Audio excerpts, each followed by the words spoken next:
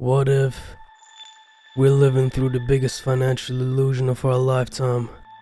In just a few years, AI companies have become some of the most valuable companies in the world.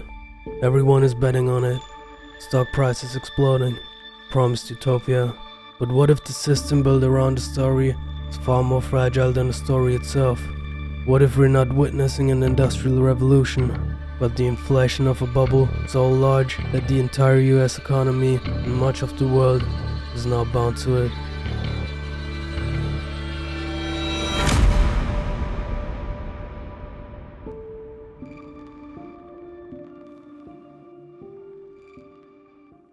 Most people don't realize it, but if you invest in something as simple as an S&P 500 index fund, you're already betting on AI, whether you like it or not. And that bet is far bigger and far riskier than anyone wants to admit. Today, roughly 40% of every dollar flown into a basic S&P 500 fund goes to just 10 companies. Nvidia, Microsoft, Apple, Alphabet, Amazon, Broadcom, Meta, Tesla, Berkshire Hathaway, and JP Morgan. Nvidia alone captures almost 8% of every new passive investment dollar. These companies have become the gravitational center of the global financial system, not because of what they earn today, but because of what investors believe they might earn tomorrow. In 2025, these AI companies are expected to spend $330 billion on AI infrastructure, data centers, GPU farms, the physical skeleton of the so-called AI future. But here's the contradiction. To justify their current valuations, these companies would need to generate around $2 trillion in annual revenue.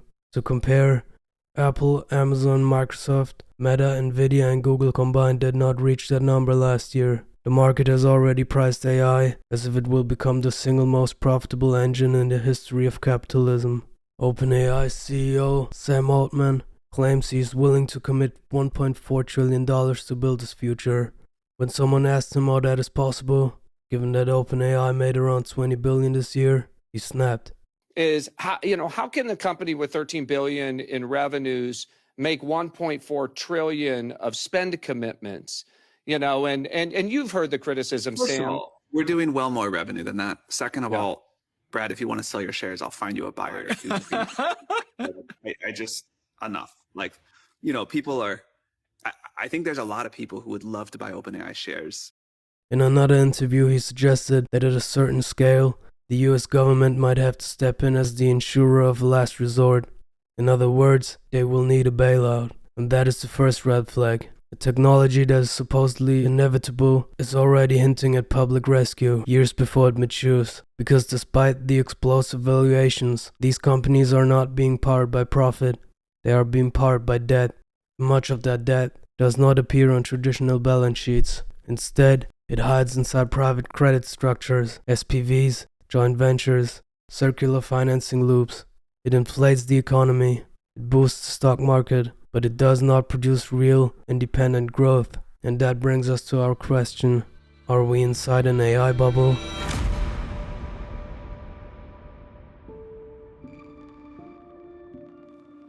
To give you a perspective, here's the machine at the center of the AI economy. Nvidia invests in OpenAI. OpenAI then uses the money to commit to massive cloud contracts with companies like Microsoft and Oracle. Oracle then uses that demand to justify buying billions of Nvidia GPUs. And Nvidia reports record sales and cycles the money back into OpenAI. Nothing fundamentally changes. The same dollar keeps rotating through the system, creating the illusion of continuous growth. And that illusion attracts more investors, pushing the same stocks even higher. And because the S&P 500 is market weighted, passive investors are pulled into the cycle as well. When a stock rises, it becomes a large share of the index. And when it becomes a large share of the index, passive flows allocate even more capital to it. And those inflows push the price higher again. The feedback loop is complete. And this is how something becomes too big to fail. And how taxpayers eventually end up underwriting an entire industry, even if they have never touched an AI model in their life. Because here's the part nobody wants to say out loud. If a company like Nvidia collapses, the US government would have no choice but to intervene. Not to protect investors, but to stabilize the stock market and to prevent a geopolitical disaster.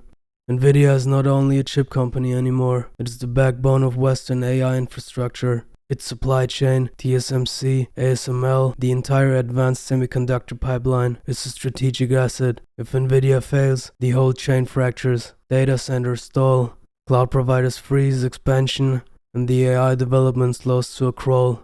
China would pull ahead, and that's why a bailout wouldn't be a bailout. It would be a national security response, the technological equivalent of stabilizing the banking system in 2008. Because if Nvidia or OpenAI collapse, the US doesn't just lose companies, it loses the AI race.